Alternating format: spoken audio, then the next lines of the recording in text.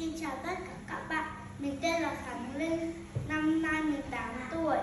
Hôm nay mình sẽ biểu diễn 2 bài Chú cừu nhỏ của bạn Mary và bài Những đứa trẻ vui tính.